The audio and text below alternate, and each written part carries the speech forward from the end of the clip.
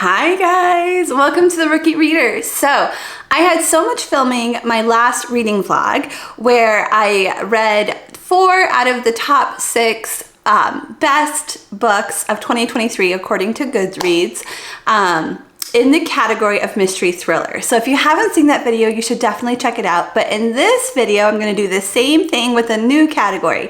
So mystery thriller is my favorite category. My second favorite is literary fiction. So let's take a look at the Goodreads Choice Awards and pick out my TBR for this vlog.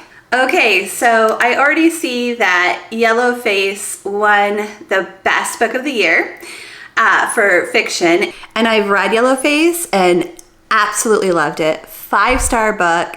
I didn't think I was going to like it. See, this happens sometimes. Like, I don't think I'm going to like a book and then I read it and I love it. So I don't know if I went in with the expectation of loving it, if I would love it as much as I did, but I was just pleasantly surprised by how much I liked it. Absolutely loved it. So that's going to be a strong contender for first place. But let's take a look at what else won this year. I have read Ellen Hildebrand's 5-Star Weekend. It was okay. I gave it 4 stars. It was entertaining. I'm pretty sure I read it on the beach this summer when I was visiting my parents. They live on Lake Michigan, so it's a lake beach, but very nice. And I definitely think Yellowface is better than the 5-Star Weekend, so that's appropriately placed. These 3, the next top 3 after Yellowface, I have not read yet.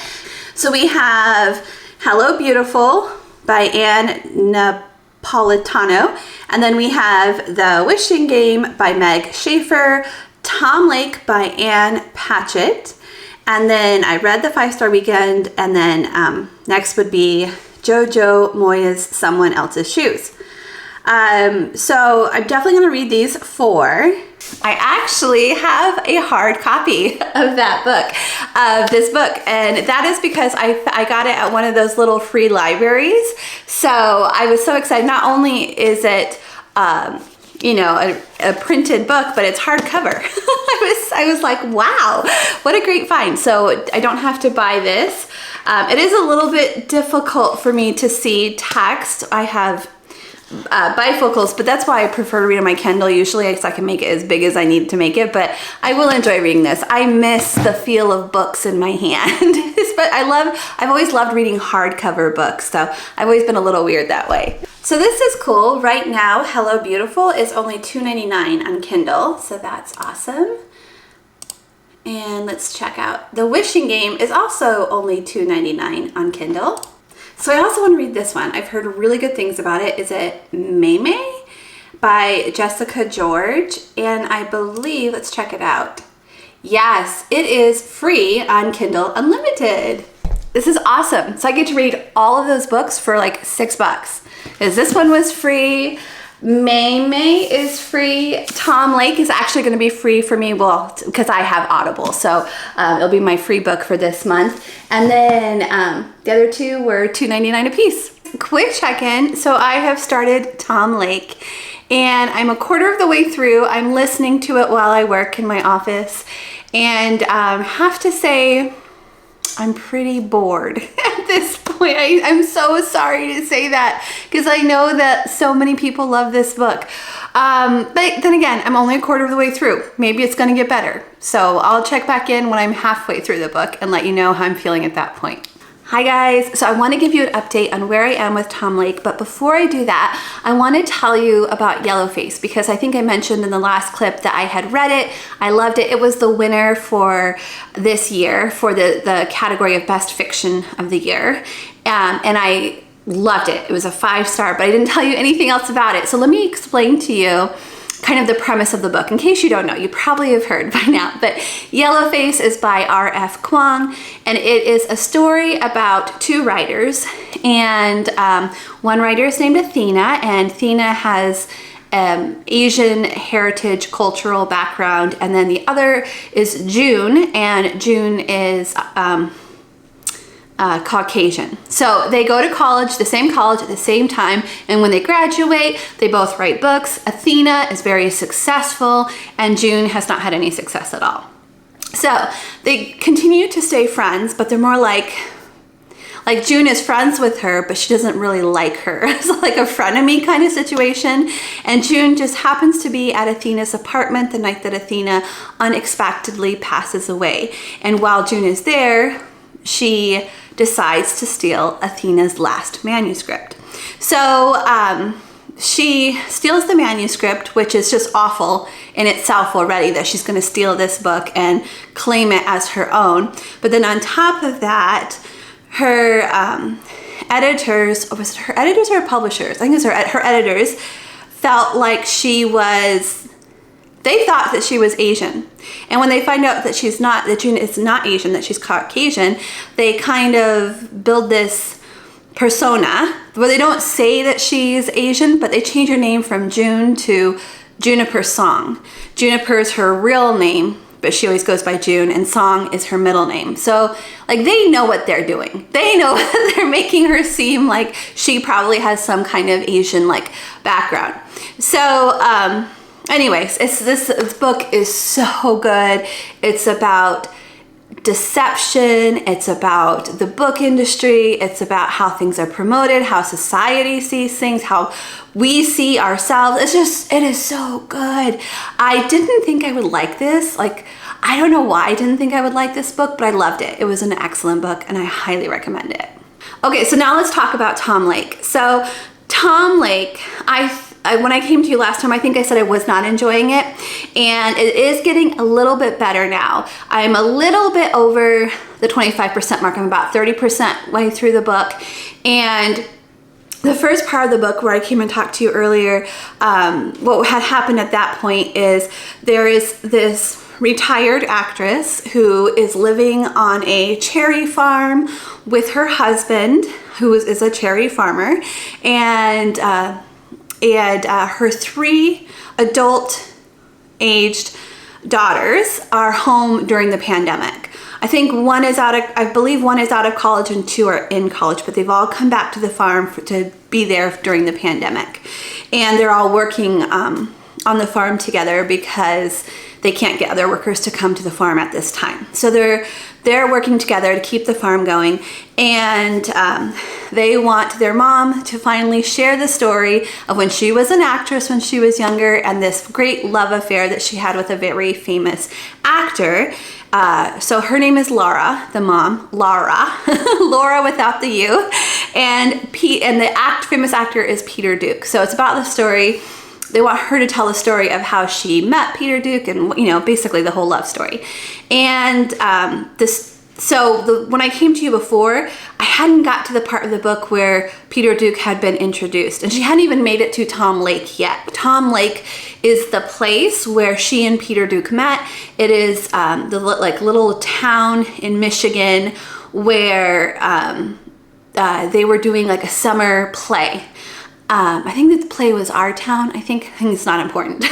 But they're working on a summer play together, and that's where they met. It was before he becomes famous, and she at this point had already done a little bit of acting, but nothing like major. And so this is their love story. And now that they're at the lake, now that Peter Duke is part of the story, I'm a little bit more interested.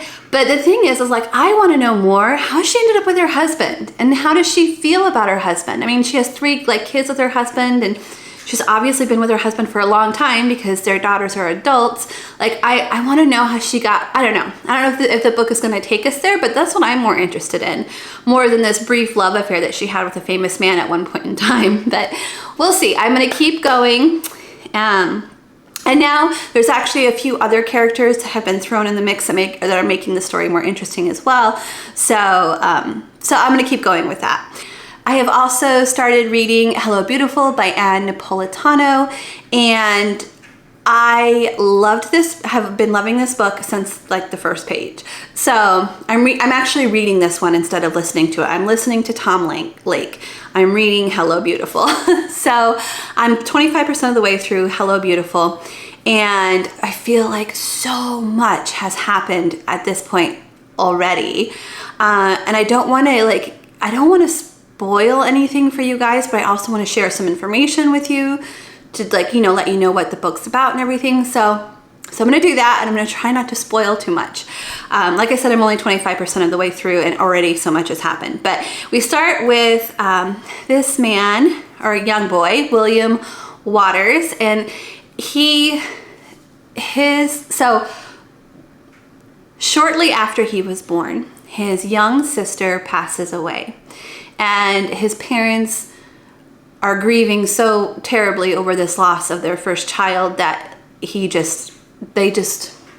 don't really show him a whole lot of love, and he has a pretty like terrible childhood in the way that like they're a wealthy family and he's taken care of, but in the way of like lack of love from parents, lack of caring from parents. Like they barely acknowledged him at all. So he finds love and acceptance on the basketball court, and he becomes a great basketball player, goes off to college, and plays for the basketball team. And while he's there, he meets this woman, and her name is Julia Padovano, and they get together. He's crazy about her, she's crazy about him. She introduces him to her family, and she has 3 sisters and a mom and a dad, and they live in this tiny little house because unlike him, who grew up with like wealth and privilege, she's like lower income. They met in college, so she's there in a scholarship, but so he's seeing like this happy family. Like I don't think they never even address on his point of view like the fact that she's poor. She's concerned about that, but he's never ever concerned about that. He's more impressed with just how much love and joy and excitement is in this family household. So the way the author is telling the story, I really love the way it's written. It starts with William, and it gives you like a time frame. So you read about William in this time frame, and then it picks up from where that time frame left off, and it gives you like a next chunk of time, but it gives you another character's point of view. So we have William's point of view, we have Julia's point of view, but we also have her 3 sisters' point of view. Her 3 sisters are Sylvie, Cecilia, and Emmeline, and Cecilia and Emmeline are twins. So you're also getting these other characters' point of view as the timeline moves forward. So I've read a lot of books where there's like dual timelines.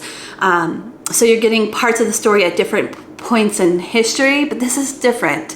And I really like the way it's written, and it's going so fast. I had to stop myself at the 25% mark because so much is happening in such a short period of time. And I didn't want to like know more about it before I come to you and check in for the 50% part.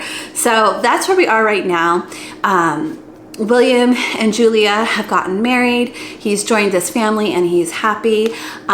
Something terrible has happened, and her family is starting to fall apart. So that's where I am in the story. Guys, so I'm halfway through Tom Lake, and I wanted to do a quick check-in. It's still boring. I feel terrible. Like, I don't know. Like when a book is very popular and I don't like it, I wonder what's wrong with me. Like why don't I like it? Why am I so bored and other people like this? I don't get it. Even with Meryl Streep reading it, it is so boring. So I am gonna finish it. Who knows? Maybe it will get better, but right now I don't get it. I don't get the hype. I don't get it. Hi guys, just want to give you a quick Tom Lake update. So I'm about 3/4 of the way through the book, and at this point in the book, a whole lot more has happened. The thing is I just don't care. I feel so bad that I'm not liking this book, but I don't care about the characters. I don't care about who they are. I don't care about the relationships. I don't care about what happened to them. And that's not the case with most books that I read. Just in this particular book, none of the characters are like, I'm not really vibing with any of the characters, and I just really don't care what happens to them. So even though some exciting and dramatic things have happened now at this point, yeah, I'm still finding the book incredibly boring, but I'm almost done. I'm just gonna go ahead and finish it, and then I'll give you my final thoughts. Guys, so I just finished Tom Lake, and I have to say that last quarter, it was amazing. It was really, really good. But my struggle is, and I know, like, I think the reason why it's amazing at that last quarter of the book is because she's built up so much history at the beginning and given you such a good background so that you can actually care about what's happening in the end. But for me, It was such a slow burn for so long that I'm gonna say, giving it, rating it on a 5-star scale, I'm gonna give it 3 stars. I don't see myself ever recommending this book to anybody to read, even though the ending was pretty solid. Okay, time for me to move on to the next book. Hi guys, so I wanted to give you an update on Hello Beautiful because I'm pretty sure I'm going to finish it tonight. I only have 80%. I'm at the 80% mark, so I've only got 20% to go. And last night when I was reading, I literally had to stop myself from reading. I wanted to finish it so badly, but also at the same time, I realized while I was reading last night that this is one of those books that I'm going to wish I can read again for the first time. You know those books that are just so good and you enjoy them so much, you're like, oh, I wish I could have that experience again. So about the 50% mark until the 80%, I really savored and enjoyed that reading. This book is beautiful. I am loving this book so much. There are a lot of, I feel like they've mentioned Little Women a few times in the book, because in Little Women there are 4 sisters, and in this book there are 4 sisters, and in a way I feel like it's a bit of a modern retelling of Little Women, completely different storylines, but it has the same beauty that Little Women had, so it's like getting to read Little Women again for the first time, getting to read that beautiful classic again for the first time. I'm loving it. I'm gonna be kind of sad when I finish it just because it's gonna be over, but I don't want to give anything away at this point, but I think my favorite character is William. That is the one husband in this sister scenario, and my second favorite character is one of the sisters. Her name is Sylvie, and I like all of them. They all have there are great things about them, and there are bad things about them. They're not perfect. They're human, and they make mistakes, and they also make beautiful, great choices too. And their love for each other is incredible. So I'm really, really enjoying this one. Hi guys, so I just finished Hello Beautiful this morning, and it is a 5-star book. And what's really exciting is it's my first book of 2024, because Tom Lake, which I also read for this vlog, I finished in December. So this is my first official book for 2024, and we're starting off the year in a great spot with a 5-star read. I absolutely loved this story. It was tragic and beautiful, and there's just so many good things about it. I mean, tragic's not good, but I guess the way the characters dealt with tragedy in such a beautiful way, I thought was great.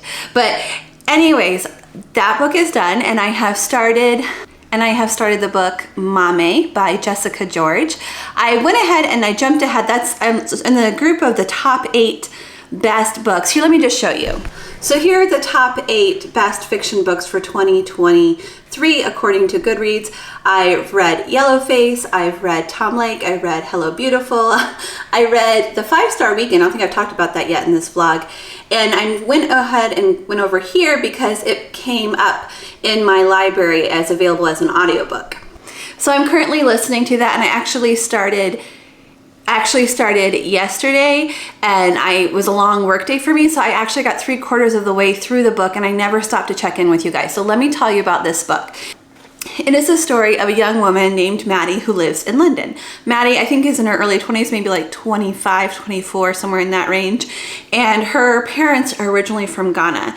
So she is living in London. She has graduated from university. She's working at I forgot where she's working at the beginning. She eventually works for a publishing company, but I can't remember if she starts with a publishing company. But anyways, she's working. She's a young professional in London. Her mom spends big chunks of the year in Ghana, and her father is ill. And her brother, her older brother, is off living his life. So she has been tasked with taking care of her father, who is not doing well. And it's a coming of age story is what I'm thinking. I feel like this first 3/4 of the book, a lot happens in her life as far as her like becoming more independent, experiencing things for the first time in life. I don't know if she never had a boyfriend or dated. I think she dated a little bit, but she was a virgin at the beginning of the book. And she is such a wonderful person. Like, I have a lot of like protective feelings towards her. I really like her as a character, and I get so mad at the people who are taking advantage of her. I feel like her family takes advantage of her. Her bosses take advantage of her. I just feel like one of the guys she starts dating is just a total, he takes advantage of her, and it makes me so mad. So I feel very protective of her, and I also feel like this book is also kind of funny. Like there's sad things that happen, there's fun things that happen, there's growth, and it's fun to see her growing as an individual. But it's also some funny things, like she asks Google constantly for information about like all of life's big questions. She goes to Google and asks Google. And I think it's funny for a couple reasons. One, because I think I do that too. Like anytime I'm not sure about something, I just go ask Alexa or Google. And then it's funny to like read the responses. And anyways, I love that part of the book, how she just asks Google about everything, even things that seem not appropriate to ask Google about. So at this point, I feel like she's just coming into her own. I feel like she's just on the cusp of becoming the person that she's going to be, and I hope she starts like standing up for herself a little bit more. So that's where I am at this point. I'll check back in when I'm done. I'll definitely finish today while I'm working. And then the next book I'm going to read, Someone Else's Shoes by Jojo Moyes. And the reason why I'm going to read that one next is because it's now available on audiobook from my library. I have a hard copy of this book. I got it at a little library. Somebody left it, and I was like, I'm so excited to get it. So I'll be doing a combination of listening to it and reading. So like I listen while I work, and then I read when I go to bed at night. So I'll be doing a combination of reading and listening for this book. And then I only have 2 books left on the book, the thing of 8 to read after this. Well, this and then 2 more. So let me tell you very quickly about Ellen Hildebrand's The 5-Star Weekend, because I haven't talked about that, and that is in the top 8. I'm surprised it's in the top 8 just because, I mean, it was a good time. I enjoyed it. Actually, it's a 5-star book for me. I read it last year. I gave it 5 stars. I enjoyed it. I thought it was fun, but I guess I just don't see it as like one of the best books of the year. It was just a good time. So, and I read it when I was on vacation. This book takes place in Nantucket, and I was taking a vacation to my parents' house, and they live on Lake Michigan. So I had that like, you know, lake vibe for myself. And I thought it was just a fun book to read on vacation. But the story is about this woman, Hollis Shaw, and she seems like to be like a modern day Martha Stewart kind of situation. And her husband passes away at the very beginning of the book. So I'm not giving anything away by letting you know he passed away.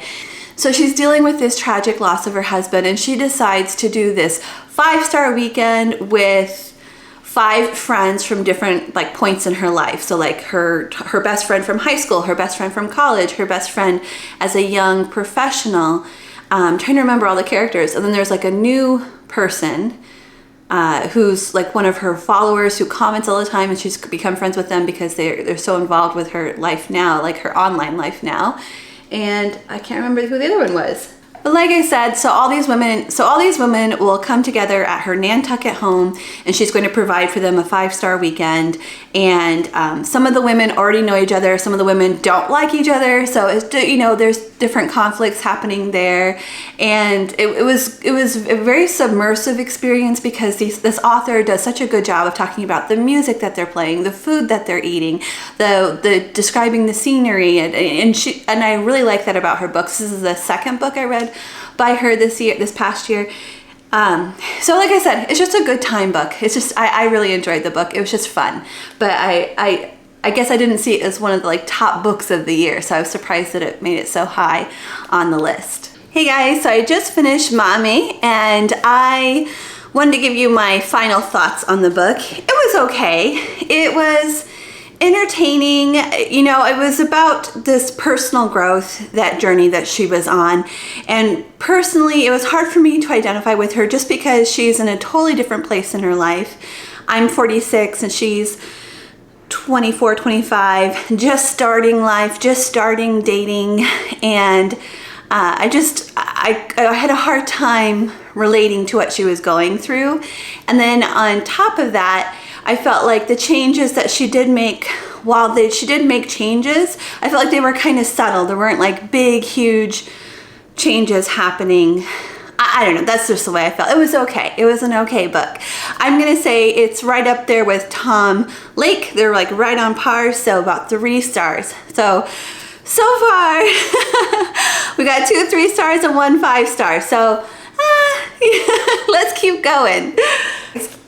This is so good. So I'm only 12% into the book. This book, Someone Else's Shoes by Jojo Moyes. I'm actually listening to it right now. I'll be reading it later tonight. I'll pick up after I'm done with work. So good, you guys. Okay, let me tell you what's happening so far. It is, I had no idea what this book was about, so I just started it. So what it's about, where it gets the name Someone Else's Shoes, is it starts with this woman in, I think she's in London. I think I'm reading another book about London. She's somewhere in England. I'm pretty sure she's in London. And she goes to the gym to work out. And when she leaves the gym, she's running late for a business meeting. So she rushes out. She's wearing the flip-flops from the gym. She's got her gym bag. And she hops in the car and she goes to put her shoes on. And she has someone else's bag with someone else's shoes. And the shoes she happened to grab, or the bag she happened to grab with the shoes, they're like these high-heeled Louis Vuitton shoes, so super expensive shoes. There's also a Chanel jacket in the bag. So she goes along her day. She's like a salesperson of some type. And she goes along her day, and as the day goes on, she becomes more confident in her appearance wearing these shoes. And so like the first business meeting she has, she's not so confident and she's feeling like really bad because they're not her shoes. She's very uncomfortable and she doesn't get that sales deal. But then she has 3 more pitches that she has to do throughout the day. And as she's doing that, she's getting more and more confident, and then she's getting each of those accounts. So by the end of the day, she's made like $500,000 for her company, or pounds. I think it's pounds. Is it pounds? In England, I think it is. So very successful day for her.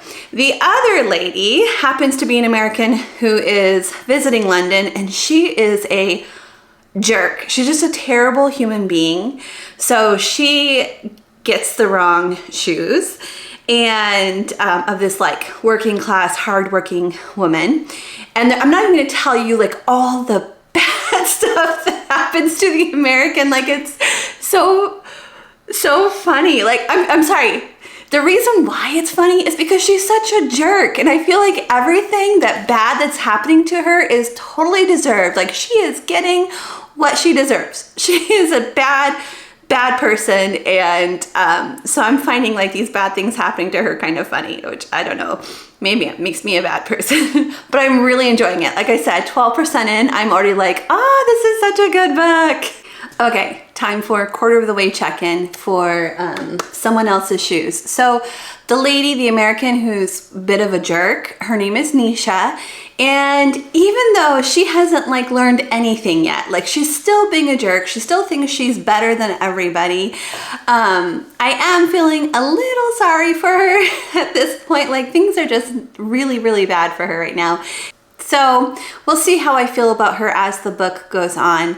But the author of this book, I just realized, Jojo Moyes, I read one of her books last year called The Giver of Stars, and I absolutely loved that book. It was a 5-star book for me. So I didn't realize I was listening to an author that I already like had given a 5-star to. So it could be part of the reason why I like this book so much is that I like the way that this author writes. Hi guys, I wanted to give you an update on Someone Else's Shoes. I'm halfway through the book, and the book has taken a turn. So I feel like the first quarter of the book was a really good time, really fun time about these 2 ladies swapping shoes and the effect it was having on their lives. And it was kind of funny, whimsical, fun kind of time. So Sam is the lady from London she's the salesperson with the practical shoes. And then Nisha, she is the American who's currently living in London because her and her husband like travel from, like they have homes all over the world. So this is their time in London. And she's the one with the Louis Vuitton shoes. So here's the thing. Sam is in her job is bad. Has a bad job situation happening. Her husband recently lost his father and his job, and he has sunk into this like deep depression and was refusing to take medication. So he's just in this really, really bad place. So her job sucks, her home life sucks, and she had this one great day with the shoes, but at this point in the book, she's not relying on the shoes like constantly, so her life still is terrible. Like I feel terrible for her. Like I'm like, this is not a fun time. And then Nisha, who was wealthy, not only did she lose her shoes when Sam and her switched bags at the gym on accident, her husband of 18 years has locked her out of her life. So she can't get into her hotel room, she can't get her passport, she has no access to her money, she just has no access to anything, and she's trying to like live on, in London without any money at all. And at this point she has a job, and she's also relying on the kindness of strangers to help her survive at this time, which is so crazy to me. I'm like, can this like happen in real life? Can a husband like just take everything away from his wife like all at once like that and just leave her out on the streets like in a foreign country? Like it's a very scary thought that like that doesn't seem legal, like at least give her passport. It doesn't seem right. Like I don't think you should be able to keep someone's passport from them. But anyways, at this point in the book, things are just going so badly for both of them that I really hope that the author is just setting it up this way because things are going to turn around and things are going to get better. Otherwise, this is just a really depressing book. So at this point, I want to keep reading because I want to see if things are going to get better for these ladies. But yeah, it started out really fun. Now it's depressing. Let's see where it goes next. Okay, so I'm about 75% of the way through the book, and it's definitely gotten better again. Like there's some really like funny parts, and there's some exciting parts, and overall there's more of a feeling of hope at this point. And I feel like the last quarter is going to be really good. I want to keep going, and I hope it continues to go on this path of good things happening for these people. So I have finished Someone Else's Shoes. Loved it. Loved that last quarter of the book. Loved it. I'm giving this book 4 stars. I felt like it had a solid intro, kind of depressing middle, and then a solid like ending. So it was a good time. I really enjoyed it. I'm glad I read it. So solid 4 stars. So I just started the next book on the list, which is The Wishing Game by Meg Schaefer. And this is a story of a teaching assistant named Lucy. Lucy had a difficult upbringing in that she felt like her parents didn't love and support her. So she turned to books when she was a kid. And she really loved this series by a famous author who wrote this series of kids' books about this place, Clock Island, which granted wishes, if I'm understanding correctly. So this author has not written a book in years, and he just recently wrote a book. So back to Lucy. So when she was a kid, she loved this book series, and now as a teacher assistant, she is sharing this love of this book series with a new generation of kids, and she is really close to a student named Christopher who recently lost both of his parents in a car accident, and she would like to adopt him, but she's young and not financially stable, so she's working on that trying to adopt him. And they love this series of books. Anyways, the point is, so far in the book, I'm only like 10% in. the author, this recluse author who stopped writing these books about this magical island, he's finally come out with a new book, but he's making it into a contest where he's only one copy of the book and he's going to give it to somebody. So that's where we're at this point in the book. Okay, quick update on the Wishing Game. I'm about 25% of the way through. I was actually reading it last night in bed and I had to force myself to stop so I could do this check-in with you before I get too far into the book. I'm really loving this book. Quarter of the way through, it's really good. That wacky writer character, he's eccentric. He reminds me of Willy Wonka because he's doing this whole competition thing, and he just has the way he sees the world and approaches everybody. He talks in riddles. He's just a fun character. I love the character of Lucy, who's the teaching assistant. She, at this point, is one of 4 people now who are going to be competing for this book. So she is headed off to the island, and Clockwork Island? Something like that. She's headed off to the island with the 3 other competitors, and they're going to be competing for this book. And her whole desire is to get the book, read it, because she wants to read it because she's a huge fan, and then she wants to sell it so that she can adopt Christopher. So that's where we are. Really good, really enjoying it. There's this one part I thought about telling you about, but I don't want to spoil anything for you. Let's just say there was, I don't want to spoil anything for you, but there's this one part that really made me love the author. He just seems like a genuinely good human being. Okay, so let's go ahead and keep reading. Okay, quick update on the Wishing Game. So this book, it's a lot of fun. It reminds me of something else, and I'm trying to figure out what it reminds me of. I'm thinking Willy Wonka, but it's not magical in that way, except for it feels magical, but it's not really magical. Have you ever met a person in real life and they just have this magical presence about them? There's that kind of atmosphere going on. And this famous writer, he kind of exudes this magic, but it's all human, all normal. Anyways, it's reminding me of something, and I think it might be Willy Wonka that it's reminding me of, the whole idea of winning a competition and having to go somewhere, and I don't know. So they're on the island now, the 4 winners, and they have to solve all these riddles and these competitions, and I feel so silly. I haven't been able to figure out a single riddle. I'm terrible at this, I guess, but it's fun to see how they figure it out, and I'm enjoying the book. It's not as good as Hello Beautiful or Yellowface, but it's entertaining and I'm having a good time. Hi guys, so final update on the Wishing Game. I actually finished it last night before I went to sleep, and it was so good.